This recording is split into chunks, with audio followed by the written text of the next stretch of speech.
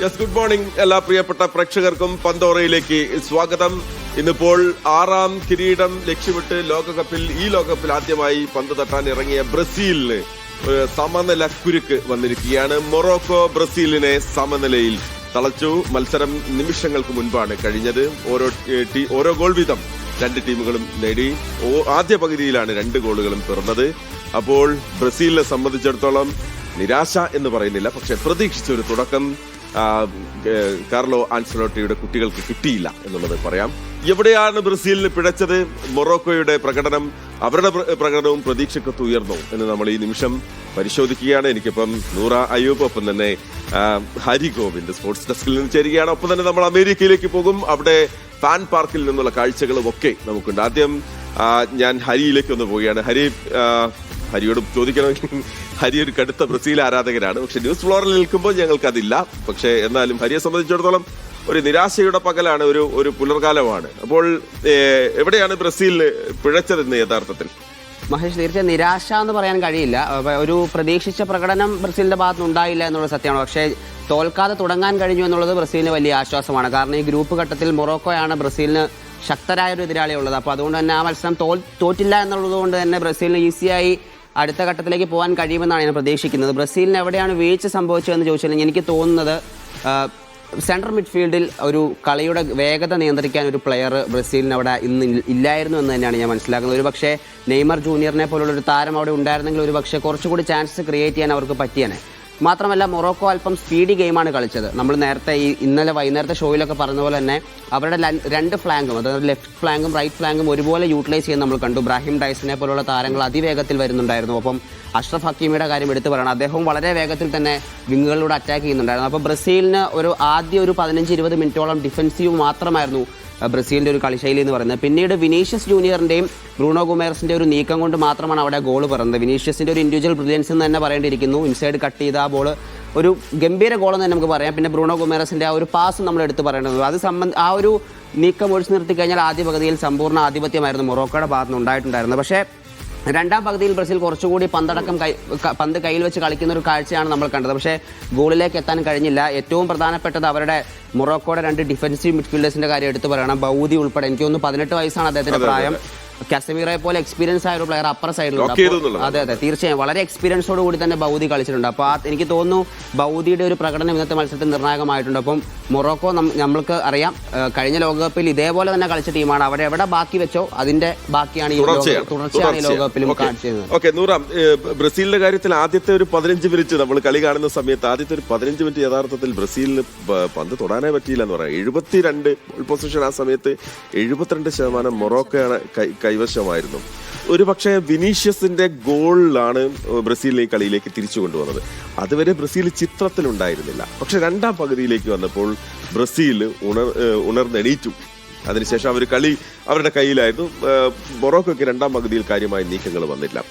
എവിടെയാണ് ബ്രസീലിനെ സംബന്ധിച്ചിടത്തോളം നമ്മൾ പ്രതീക്ഷിച്ച ഒരു മുന്നേറ്റം ഉണ്ടാക്കാൻ അവർക്ക് പറ്റിയോ? ഈഗർ തിയാഗോയ്ക്ക് പകരം തുടക്കത്തിലെ ഒരു മാറ്റം കൊണ്ടുവന്നിരുന്നതിൽ കുറച്ചുകൂടി റിസൾട്ട് ഉണ്ടാകുമായിരുന്നോ? റഫീന പ്രതീക്ഷിച്ച കളി പുറത്തെടുത്തോ? ഈ ഇഗോർ തിയാഗോന്റെ കാര്യം ഞാൻ ഫസ്റ്റ് കേസ് പറയാം. കാരണം ഈ മൊറോക്കോ എന്ന് പറയുന്ന അവരുടെ ഒരു സ്റ്റൈൽ നമുക്ക് ആദ്യം അറിയാം. അവർ കോമ്പാക്റ്റ് ആയിട്ട് ഭയങ്കര ഡിഫെൻഡിങ് കപ്പാസിറ്റി ഉള്ള ഒരു ടീമാണ് മൊറോക്കോ എന്ന് പറയുന്നത്. അപ്പോൾ ഇഗോർ തിയാഗോക്ക് പകരം ഒരാൾ അവിടെ പരീക്ഷിക്കുമ്പോൾ ആ പ്ലെയറിൻ്റെ ഫിസിക്കാലിറ്റി അല്ലെങ്കിൽ ആൾക്ക് ഹെഡ് ചെയ്യാനുള്ള കപ്പാസിറ്റി, ഈ സംഭവങ്ങളൊക്കെ നമ്മൾ നോക്കണം. അപ്പോൾ ബ്രസീലിന് സെൻട്രലി പെനിട്രേറ്റ് ചെയ്യാന്ന് പറയുന്നത് മാച്ച് തുടങ്ങുമ്പോഴേ നമുക്കറിയുന്ന കാര്യമാണ്. ഒരു ഡിഫിക്കൽട്ട് ആയിട്ടുള്ള ഒരു പ്രോസസ്സ് തന്നെ ആയിരിക്കും. അപ്പോൾ അവരുടെ ഓപ്ഷൻ എന്ന് പറയുന്നത് ബിൽഡപ്പ് വൈഡായിട്ട് പോവുക. ആൻഡ് അത് തന്നെ മൊറോക്കോയും സമ്മതിക്കുള്ളൂ. അവരും ഇവരെ വൈഡായിട്ട് ഫോഴ്സ് ചെയ്യാണ് ചെയ്യുന്നത്. കാരണം വൈഡായിട്ട് ഫോഴ്സ് ചെയ്യുമ്പോൾ ഒബ്വിയസ്ലി അവിടെ ഡേഞ്ചറസ് ഏരിയ എന്നുള്ളൊരു സംഭവമില്ല. കാരണം സെൻട്രലി പെനിട്രേറ്റ് ചെയ്യുമ്പോൾ ഒബ്വിയസ്ലി അത് ഡേഞ്ചറസ് ആവും. പക്ഷെ വൈഡായിട്ട് പെനിട്രേറ്റ് ചെയ്യുമ്പോൾ അതിൻ്റെ ഡേഞ്ചർ കുറയും. അപ്പോൾ ഇവർക്ക് ചെയ്യാൻ പറ്റുന്ന ഒരു സംഭവം എന്ന് പറയുന്നത് വിനീഷ്യസ് ജൂനിയറിനെ പോലത്തെ റഫീനെ പോലത്തെ വിങ്ങേഴ്സ് ഉണ്ടാവുമ്പോൾ ഇഗർ തിയാഗോനെ അതുവഴി കണ്ടെത്തുക എന്നുള്ളതാണ്. പക്ഷെ ആ സാധനം മൊറോക്കോ കൃത്യമായിട്ട് ഡിഫെൻഡ് ചെയ്തുകൊണ്ട് തന്നെ അത് സംഭവിക്കുന്നില്ലായിരുന്നു. ഇനി ഫസ്റ്റ് ഹാഫിൽ നോക്കുകയാണെന്നുണ്ടെങ്കിൽ വിനീഷ്യസ് ജൂനിയറിനാണ് ചാൻസ് കിട്ടിയിട്ടുണ്ടായിരുന്നത്. അതിൽ അഷ്റഫ് ഹക്കീമി ഒന്നും കൂടെ പുഷ് ചെയ്തിട്ട് കളിക്കും. നമുക്കറിയാം അതേ സ്പീഡിൽ ആൾക്ക് തിരിച്ചു വരാൻ. പക്ഷെ എന്നാലും ആ ഒരു ഗ്യാപ്പിൽ വിനീഷ്യസ് ജൂനിയറിന് ആ സ്പേസ് റഫീനയ്ക്ക് റൈറ്റിൽ ആ ഒരു ഫ്രീഡം കിട്ടുന്നില്ല. കാരണം മസ്റോയി എന്ന് പറയുന്ന പ്ലെയർ കറക്റ്റ് അവിടെ പാർക്ക് ചെയ്തിട്ട് ആളെ മാർക്ക് ചെയ്തുകൊണ്ട് തന്നെ നിൽക്കായിരുന്നു. പിന്നീട് സെക്കൻഡ് ഹാഫിൽ പക്വേറ്റിനെ കയറ്റി റഫീനെ സെൻട്രലി ഇറക്കിയപ്പം വീണ്ടും റഫീനയ്ക്ക് എന്തൊക്കെയോ ഒരു ഫ്രീഡം കിട്ടിയപ്പോൾ എന്തെല്ലാം ചെയ്യാൻ സാധിച്ചു, കുറച്ച് ചാൻസസ് ക്രിയേറ്റ് ചെയ്തിട്ടുണ്ട്. പിന്നെ നമുക്കറിയാം മൊറോക്കോയുടെ ഡിഫൻസിൽ നിന്ന് എന്തെങ്കിലും ഒരു മിസ്റ്റേക്ക് വരുമ്പോഴാണ് ഇവർ സ്കോർ ചെയ്യുന്നത്. ഗതിക്കെതിരെയാണ് ഞാൻ വിശ്വസിക്കുന്ന ബ്രസീലിന്റെ ആ ഒരു ഗോൾ വന്നു എന്നുള്ളത്. അത് മൊറോക്കോയുടെ ഡിഫൻസ് എപ്പോഴോ ഒന്ന് വൈഡായി സ്ട്രെച്ച് ആയപ്പോഴായിരുന്നു അത് വന്നിട്ടുണ്ടായിരുന്നത്. സോ എനിക്ക് തോന്നിയൊരു കാര്യം എന്ന് പറയുന്നത് ബ്രസീൽ സ്റ്റാർട്ടിങ്ങിൽ തന്നെ ഒന്ന് സ്വിച്ച് ചെയ്ത് കളിച്ചിരുന്നെങ്കിൽ മൊറോക്കോക്ക് ഇപ്പോൾ അവർക്ക് ആ ഫസ്റ്റ് ഹാഫിൽ കിട്ടിയ ഒരു കോമ്പാക്ട്നെസ് ഉണ്ടാവുമല്ലോ, അത് മേ ബി കിട്ടില്ലായിരുന്നു. സ്റ്റാർട്ടിങ്ങിലെ ആ ഒരു സ്വിച്ചിങ് അവർ ചെയ്തിട്ടുണ്ടായിരുന്നു. ഒന്ന് വൈകിപ്പോയി, ഒരു ക്യാവോസ് ആയി പോയി ലാസ്റ്റ് എൻഡിലോട്ട്. അങ്ങനെയാണ് സംഭവിച്ചിട്ടുണ്ടായിരുന്നത്. നമുക്ക് സംസാരിക്കാം. അതിനു മുമ്പ് നമ്മൾ അമേരിക്കയിലേക്ക് പോവുകയാണ്. അവിടെ റിയാസ് പുതുമന അവിടുത്തെ ഒരു ഫാൻ പാർക്കിൽ നിന്ന് ചേരുന്നുണ്ട്. റിയാസ്, എങ്ങനെയാണ് അവിടുത്തെ ആരാധകർ എങ്ങനെയാണ് കാണുന്നത്? സമനിലയിൽ ബ്രസീലിന്റെ ആരാധകര് തൃപ്തരാണോ? നമുക്കിവിടെ ഇന്നത്തെ ഒരു പ്രത്യേകത എന്ന് വെച്ചാൽ ഇന്ന് ബ്രസീലിന്റെ കളി ആയതുകൊണ്ട് തന്നെ ഇവിടെ ആരാധകരെല്ലാം ഒരുപാട് ആരാധകർ കൂടി. ഇന്ന് ഫാൻ ഫെസ്റ്റിവലിന്റെ ഡോർ ക്ലോസ് ചെയ്യേണ്ട അവസ്ഥ വരെ എത്തി. കാരണം 22 ഏക്കർ ഉള്ള ഒരു വലിയ പാർക്കാണിത്. ആ പാർക്കില് ആളുകൾ നിറഞ്ഞ് കവിഞ്ഞ് അതിന് പുറത്തു പോയിട്ട് ആളുകൾ സെക്യൂരിറ്റി അവരെ ബ്ലോക്ക് ചെയ്യേണ്ട അത്രയും ബ്രസീൽ ആരാധകരും, ബ്രസീൽ മാത്രമല്ല മൊറോക്കോസിന്റെ ആരാധകരും ഇവിടെ ഉണ്ട്. അപ്പോ അങ്ങനെ ഒരു വലിയ ജനക്കൂട്ടമായിരുന്നു ഇന്ന് ഉണ്ടായിരുന്നത്. അപ്പൊ അതില് കളിനെ പറ്റിയിട്ട് ഇവിടെയുള്ള ഒരു ഫീഡ്ബാക്ക് എന്ന് വെച്ച് കഴിഞ്ഞാൽ ബ്രസീലിന് പ്രതീക്ഷിച്ച് അത്ര പെർഫോമൻസ് പെർഫോം ചെയ്യാൻ പറ്റിയിട്ടില്ല. പക്ഷെ മൊറോക്കോ നന്നായിട്ട് കളിച്ചു എന്ന് വേണമെങ്കിൽ പറയാം. അപ്പോ ബ്രസീൽ പ്രതീക്ഷിച്ചത് വരാതിരിക്കാൻ റീസൺ മൊറോക്കോന്റെ ഡിഫൻസും അതുപോലെ മൊറോക്കോന്റെ കളിക്കാരും നന്നായിട്ട് കളിച്ചു എന്ന് വേണമെങ്കിൽ തന്നെ പറയാൻ പറ്റും. അപ്പോ അതാണ് ഇവിടുത്തെ ഒരു സിറ്റുവേഷൻ ഇന്ന്. മഹേഷ്, ഓക്കെ. റിയാസ് അവിടെ ബ്രസീലിന്റെ ജേഴ്സി ഒക്കെ ഇട്ടിട്ടാണ് അവിടെ നിൽക്കുന്നത്. എന്തായാലും താങ്ക് യു റിയാസ്, അവിടുത്തെ ഒരു ആവേശം കാണിച്ചു തന്നതിന്. മാത്രമല്ല വലിയൊരു ആഘോഷമാണ് കേട്ടോ.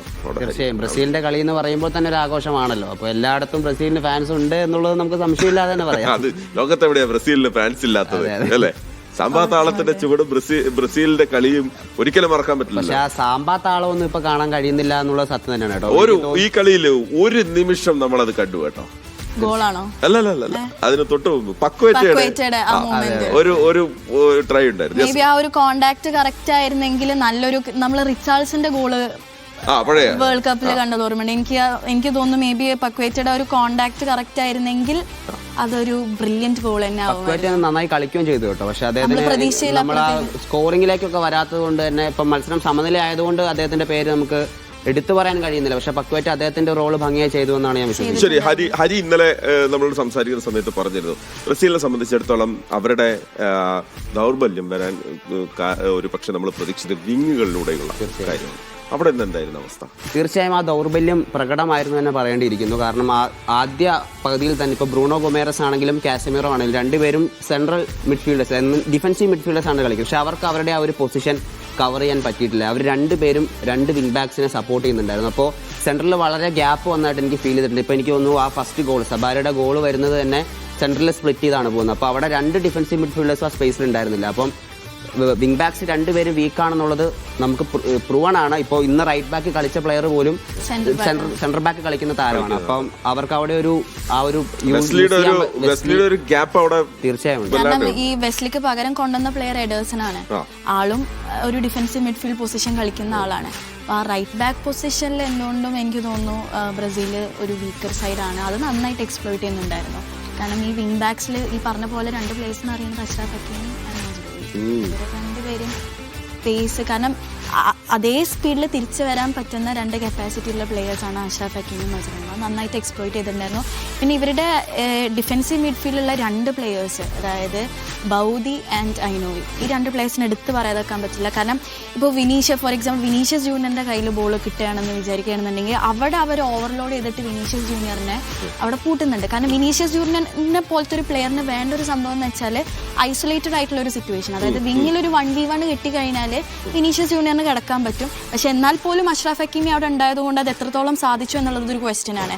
പക്ഷേ ആ ഒരു 1v1 സിറ്റുവേഷൻ അവിടെ ക്രിയേറ്റ് ചെയ്യപ്പെടാൻ ഇവർ സമ്മതിക്കുന്നില്ല. അതൊരു 2v1 മാറ്റിയിട്ട് അവിടെ വിനീഷ്യസിന്റെ മൂവ്മെന്റ് വളരെ ജാഗരൂകരെ ഇവരും വാച്ച് ചെയ്യുന്നുണ്ടായിരുന്നു. വിനീഷ്യസ് അടുത്ത പോയിന്റിലോട്ട് എവിടെ എത്തും എന്നുള്ളത് മുന്നിൽ കണ്ട് അവിടേക്ക് ഇവര് ബാലൻസ് ചെയ്യുന്നുണ്ടായിരുന്നു. അതായത് രണ്ട് വിങ്ങും ബാലൻസ് ചെയ്യുന്നുണ്ടായിരുന്നു. ഒരു വിങ്ങിൽ അറ്റാക്ക് പോവാണെന്നുണ്ടെങ്കിൽ മറ്റേ വിങ് അവര് അങ്ങനെ തിരിച്ചു. മൊറോക്കോയുടെ ശൈലിയുടെ ഒരു ഗുണം, മൊറോക്കോയുടെ പാർക്കിംഗ് ശൈലി. ഇപ്പൊ കഴിഞ്ഞ വേൾഡ് കപ്പിൽ നമ്മൾ മൊറോക്കോ കളിയുടെ ശൈലിയെ കുറിച്ച് നമ്മൾ പറയുമ്പോൾ പാർക്കിംഗ് ശൈലി, കൗണ്ടർ അറ്റാക്കിന്റെ വേഗവും, അത് ഈ വിങ്ങിലൂടെയുള്ള ഇത്, ആ പറന്നുകയറ്റം ഇന്നത്തെ ആദ്യത്തെ പകുതിയിൽ നമ്മൾ കണ്ടു. പക്ഷെ രണ്ടാം പകുതിയിൽ എത്തിയപ്പോൾ ബ്രസീൽ അതിന്റെ സാധ്യതകൾ അടയ്ക്കുന്നത് നമ്മൾ കണ്ടിരുന്നു. അപ്പൊ ബ്രസീലിന്റെ ഒരു തിരിച്ചുവരവ് രണ്ടാം പകുതിയിൽ നമുക്ക് കാണാമായിരുന്നു. തീർച്ചയായും ഞാൻ ആദ്യം സൂചിപ്പിച്ചതുപോലെ തന്നെ അവരുടെ ഒരു വേഗത എന്താണെന്ന് ജഡ്ജ് ചെയ്യാൻ ആദ്യം ബ്രസീലിന് കഴിഞ്ഞിട്ടില്ല. അതാണ് ഞാൻ പറഞ്ഞത്, കളിയുടെ വേഗത നിയന്ത്രിക്കാൻ കഴിയുന്ന ഒരു താരം ബ്രസീലിന് ഉണ്ടായിരുന്നില്ല എന്ന് പറഞ്ഞത്. കാരണം ഇപ്പൊ നെയ്മറിനെ പോലെ ഒരു പ്ലെയർ ഉണ്ടെങ്കിൽ നെയ്മർ ആ ബോള് കളക്ട് ചെയ്തിട്ട് അദ്ദേഹം ആ ഗെയിമിന്റെ പേസ് സ്ലോ ചെയ്ത് ബോൾ സപ്ലൈ ചെയ്യുക, ക്രിയേറ്റ് ചെയ്യുക, അങ്ങനെ ചാൻസ് ക്രിയേറ്റ് ചെയ്യാൻ പറ്റുന്ന പ്ലെയറാണ്. പക്ഷേ അങ്ങനെ ഒരു ഇപ്പോൾ പക്വേറ്റോ ഒക്കെ അദ്ദേഹത്തിന്റെ റോള് ചെയ്തു എന്ന് പറയുമ്പോൾ പോലും ടെക്നിക്കലി അത്ര ബ്രില്യൻ്റ് ആയിട്ടുള്ള പ്ലെയർ അല്ല. അപ്പോൾ അദ്ദേഹത്തിന് ചെയ്യാൻ പറ്റുന്ന ഒരു കപ്പാസിറ്റി ഉണ്ട്. ആ കപ്പാസിറ്റിയിൽ നിന്നുകൊണ്ട് അദ്ദേഹം ചെയ്തിട്ടുണ്ട്. പക്ഷെ എനിക്ക് തോന്നുന്നു മത്യാസ് ക്യൂനിയനെ ഒരു പക്ഷേ ആ പൊസിഷനിൽ ട്രൈ ചെയ്തായിരുന്നെങ്കിൽ കുറച്ചും കൂടെ മൂവ്സ് വരുമായിരുന്നു. കാരണം യുണൈറ്റഡിലൊക്കെ അദ്ദേഹം നമ്പർ 10 പൊസിഷനിൽ കളിക്കുന്ന പ്ലെയറാണ്. അപ്പോൾ ഫസ്റ്റ് ഹാഫിലൊക്കെ അദ്ദേഹത്തെ ട്രൈ ചെയ്തിരുന്നെങ്കിൽ ഒരു പക്ഷേ കുറച്ചുകൂടി ചാൻസസ് ക്രിയേറ്റ് ചെയ്യാൻ പറ്റിയിരുന്നെന്ന് എനിക്കൊരു തോന്നുന്നുണ്ട്. യെസ്, ഇപ്പോൾ നജീബ് നമുക്കൊപ്പം ഡാലസിൽ നിന്ന് ചേരുന്നുണ്ട് എന്നാണ് ഞാൻ മനസ്സിലാക്കുന്നത്. നജീബ്, അവിടെ എങ്ങനെയാണ് ഒരു ആഘോഷം, എങ്ങനെയാണ് അവിടുത്തെ ഒരു സാഹചര്യം, എന്താണ് ഇപ്പോൾ അവിടെ? ബ്രസീലിന്റെ ജയമില്ലാത്തതിന്റെ ഒരു നിരാശ ആരാധകർക്കുണ്ടോ? നിരാശയായിട്ട് തോന്നിയിട്ടില്ല. എങ്കിലും 35,000 എന്ന ഫാൻസ് പാർട്ടി, 35,000 എന്ന അത്ര തന്നെ കാണികൾ ഇന്ന് നമുക്ക് ചുറ്റുമുണ്ടായിരുന്നു. ഇപ്പൊ തന്നെ നമുക്ക് കാണാം, മലയാളികളായിട്ട് ഒത്തിരി പേര് ഇന്ന് കളി കാണാൻ വന്നിരുന്നു ഈ ഡാലസില്. പക്ഷെ അതേപോലെ തന്നെ മൊറോക്കോയുടെ ഫാൻസും ഒരുപാട് ഇന്ന് കളി കാണാൻ വന്നിട്ടുണ്ടായിരുന്നു. അതുകൊണ്ട് തന്നെ നമുക്കൊരു നിരാശ ഫീൽ ചെയ്തിട്ടുണ്ടെങ്കിലും നമ്മുടെ കളിയുടെ ആ സാമ്പാ താളങ്ങളെല്ലാം നമുക്ക് ഇവിടെ ഈ ഫാൻസിൽ നമുക്ക് കാണാമായിരുന്നു, ബ്രസീലിയൻ ആരാധകർക്കിടയിൽ കാണാമായിരുന്നു. ഓക്കെ, എന്താണ് അവിടുത്തെ മലയാളികളോടൊന്ന് സംസാരിക്കണമല്ലോ നമുക്ക്. എന്താണ് അവരൊക്കെ പറയുന്നത്? ബ്രസീലിന്റെ കട്ട ഫാൻസ് ആയിട്ടുള്ള ആളുകൾ വന്നിട്ടേ അവർക്ക് ഗോൾ അടിക്കാൻ പറ്റാത്തതിന്റെ, വിനീഷ്യസിന്റെ ഗോളൊക്കെ, എന്നാൽ ജയിക്കാൻ പറ്റാത്തതിന്റെ ഒരു നിരാശയുണ്ടോ എന്ന് ചോദിക്കൂ നജീബ്. നിങ്ങൾക്ക് ആർക്കെങ്കിലും ജയിക്കാൻ പറ്റാത്തതിന്റെ ഒരു നിരാശ കാണുന്നുണ്ടോ എന്ന് ചോദിക്കുന്നത്. നമ്മളെല്ലാവരും കളി കാണാൻ വന്നത്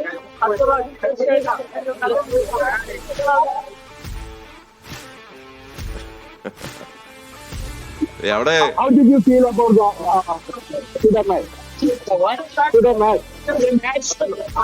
I mean, not the start we were expecting. You know, we thought we would win. It wasn't the best game. You know, we're just 5 players. So I think we're going to be a lot better next one. We're playing against all the later. We can only hope for the best. You know, like we find mistakes. We think we're going to win. Okay. How many should have had? Did you feel about it?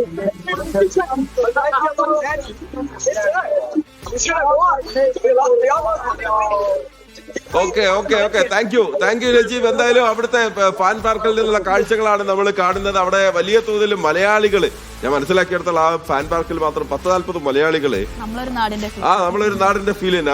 അവര് പലരും jersey ഒക്കെ അണിഞ്ഞ് വന്ന് നിൽക്കുകയാണല്ലോ. Okay, അപ്പോ എനിക്ക് ചോദിക്കാനുള്ള ഈ ബ്രസീലിന്റെ കാർലോ ആൻസലോട്ടി വന്നാൽ ബ്രസീൽ മാറും എന്നായിരുന്നല്ലോ. ഡോൺ കാർലോ എത്തിക്കഴിഞ്ഞാൽ ഞങ്ങളുടെ ടീമിനെ കണ്ടോ എന്നായിരുന്നല്ലോ ഹരി ഉൾപ്പെടെയുള്ള ആളുകൾ പറഞ്ഞത്. അപ്പോൾ പ്രതീക്ഷ കാത്തോ? അതായത് ആളും ഇപ്പൊ ആളുടെ ഒരു ടാക്ടിക്സ് നോക്കുകയാണെന്നുണ്ടെങ്കിൽ ആളൊരു സ്പേസ് കൊടുക്കുന്ന, അതായത് ഒരു സ്ട്രിക്റ്റ് റിജിഡ് ആയിട്ടുള്ള സിസ്റ്റത്തിൽ കളിപ്പിക്കുന്ന ആളല്ല. അപ്പോൾ ബ്രസീലിൻ്റെ പണ്ട് തൊട്ടേയുള്ള ശൈലിയാണ് ഒരു ക്രിയേറ്റീവ് ഫ്രീഡം അല്ലെങ്കിൽ ഒരു ഇൻഡിവിജ്വൽ ബ്രില്യൻസിൽ കളിപ്പിക്കുക എന്നുള്ളതാണ് അവരുടെ ഒരു ഇതെന്ന് പറയുന്നത് ബ്രസീലിൻ്റെത്. അപ്പോൾ ആ ഒരു സാധനം കാർലോ ആൻസലോട്ടി വിനീഷ്യസ് ജൂനിയറിൻ്റെ ഗോളിലൂടെ കണ്ടെത്തിയിട്ടുണ്ട്. പക്ഷേ ഈ സെക്കൻഡ് ഹാഫിൽ ഇപ്പോൾ ബ്രസീൽ തിരിച്ചു വരാൻ നോക്കിയെന്നൊക്കെ പറയുന്നുണ്ട്. പക്ഷേ ഒന്ന് നോക്കിക്കഴിഞ്ഞാൽ അപ്പോഴും അവരുടെ മിഡ്ഫീൽഡിലൂടെയുള്ള ബോൾ റൊട്ടേഷൻ നടക്കുന്നില്ല. നമ്മൾ ബ്രസീൽ സ്വിച്ച് ചെയ്ത് കളിക്കണം എന്ന് നമ്മൾ പറയുന്നുണ്ട്. പക്ഷേ ഈ ഒരു ലൈൻ, അതായത് ആ ഡിഫൻസ് ലൈനിലൂടെ മാത്രമേ ആ സ്വിച്ചിങ് പോസിബിൾ ആവുന്നുള്ളൂ. അതൊന്ന് പെനിട്രേറ്റ് ചെയ്ത് മിഡ് തേർഡിലോട്ടോ ഒന്നും കടക്കാൻ സാധിക്കുന്നില്ല. അല്ലെങ്കിൽ ആ ഒരു ബൗദി ഐനോയി എന്ന് പറയുന്ന 2 പ്ലേയേഴ്സിനെ മറികടന്ന് ആ ഒരു സ്വിച്ചിങ് പോകുന്നില്ല. അതുകൊണ്ട് തന്നെ അപ്പോഴും മൊറോക്കോ എന്താ സംഭവിക്കുന്നത്, അവരപ്പോഴും അവിടെ കോമ്പാക്റ്റ് ആയിട്ട് അവരുടെ ഡിഫൻസ് കീപ്പ് ചെയ്യുന്നുണ്ട് എന്നുള്ളതാണ്. അപ്പോൾ ഈ സ്വിച്ചിങ് ചെയ്യുന്നുണ്ടെങ്കിലും ആ സ്വിച്ചിങ് എത്രത്തോളം എഫക്റ്റീവായിട്ട് ഒരു ഫൈനൽ തേർഡിലോട്ട് പെനിട്രേറ്റ് ചെയ്യുന്ന രീതിയിൽ എത്രത്തോളം സ്വിച്ച് ചെയ്തിട്ടുണ്ട് എന്നുള്ളതാണ് പിന്നെ വേറൊരു കാര്യം എന്താണെന്ന് വെച്ചാൽ മൊറോക്കോക്ക് എപ്പോഴാണോ മിസ്റ്റേക്ക് പറ്റുന്നത് അപ്പോൾ മാത്രമേ ബ്രസീലിനൊരു അറ്റംപ്റ്റ് അവിടെ നടത്താൻ സാധിക്കുന്നുള്ളൂ. ഇപ്പോൾ ലാസ്റ്റ് എനിക്ക് തോന്നുന്നു അവരുടെ ഡിഫൻഡർ എനിക്ക് തോന്നുന്നു റിയാദാണോ കറക്റ്റ് എനിക്ക് ഓർമ്മയില്ല, ആളുടെ പാസിൻ്റെ ലെങ്ത്ത് കുറഞ്ഞപ്പോഴാണ് അവിടെ റഫീനയ്ക്ക് അറ്റാക്കിനുള്ള ഓപ്ഷൻ കിട്ടിയിട്ടുണ്ടായിരുന്നത്. അപ്പോൾ ഇവരുടെ മിസ്റ്റേക്ക് മാക്സിമം യൂട്ടിലൈസ് ചെയ്യാന്നുള്ളതാണ്. ആ യൂട്ടിലൈസേഷന് മേ ബി ഇതുപോലെ ഇൻഡിവിജ്വൽ ബ്രില്യൻസ് ഉള്ള പ്ലേയേഴ്സ് ആണെന്നുണ്ടെങ്കിൽ ഒന്നും കൂടെ ഈസി ആയിട്ട് സാധിക്കുമെന്നുള്ളതാണ്. ഇൻഡിവിജ്വൽ ബ്രില്യൻസ് എന്ന് പറയുമ്പോൾ ബ്രസീലിനെ സംബന്ധിച്ചിടത്തോളം ഏറ്റവും വലിയ നഷ്ടം നെയ്മർ ഇല്ല എന്നുള്ളത്. ഇപ്പം നൂറ പറഞ്ഞു സെൻട്രലിൽ കൂടെ പെനട്രേറ്റ് ചെയ്യാൻ പറ്റിയില്ല എന്ന് പറഞ്ഞു. നമ്മൾ ഓർക്കേണ്ട ഒരു സാഹചര്യം എന്ന് പറയുന്നത് കഴിഞ്ഞ ലോകകപ്പിൽ ക്രൊയേഷ്യക്കെതിരായ മത്സരമാണ്. അന്ന് ഇതുപോലെ തന്നെ ബ്രസീൽ ഗോൾ കണ്ടെത്താൻ വിഷമിച്ചിരിക്കുന്ന സമയത്താണ് നെയ്മർ ഇറങ്ങി വന്ന് മാർക്കിന്യൂസിന്റെ കയ്യിൽ നിന്ന് ആ ബോൾ വാങ്ങി വൺ ടച്ച് മൂവിലൂടെ ആ ഡിഫൻസും മിഡ്ഫീൽഡും പെനട്രേറ്റ് ചെയ്ത് പോയി ആ ഗോൾ സ്കോർ ചെയ്യുന്നത്.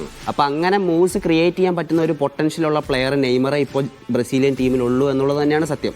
അദ്ദേഹത്തിന്റെ അഭാവം തീർച്ചയായും ബാധിച്ചിട്ടുണ്ട്. ഇപ്പൊ അദ്ദേഹം എത്രത്തോളം ഫിറ്റാണ് ഈ ലോകകപ്പിലേക്ക് വരുമ്പോൾ നമുക്കറിയില്ല, അദ്ദേഹം ഏത് മത്സരത്തിൽ കളിക്കുമെന്ന് നമുക്കറിയില്ല. പക്ഷേ ഞാൻ പ്രതീക്ഷിക്കുന്ന ഒരു ബ്രസീൽ ആരാധകൻ എന്നുള്ള നിലയിൽ ഞാൻ പ്രതീക്ഷിക്കുന്നത് നെയ്മർ വന്നു കഴിഞ്ഞാൽ ഈ ടീമിന് വ്യത്യാസം ഉണ്ടാവുമെന്ന് തന്നെയാണ് ഞാൻ പ്രതീക്ഷിക്കുന്നത്. Okay, thank you. അപ്പോൾ അതാണ് നമ്മൾ പ്രാഥമികമായിട്ടുള്ള വിലയിരുത്തലാണ്. കാരണം പുലർച്ചെ എഴുന്നേറ്റ് കളി കണ്ട് ഉറക്കത്തിന്റെ പാതി മയക്കത്തിലുണ്ട്. പക്ഷെ ബ്രസീലിന്റെ കളിയാണ്, ഉറങ്ങാൻ പറ്റില്ല.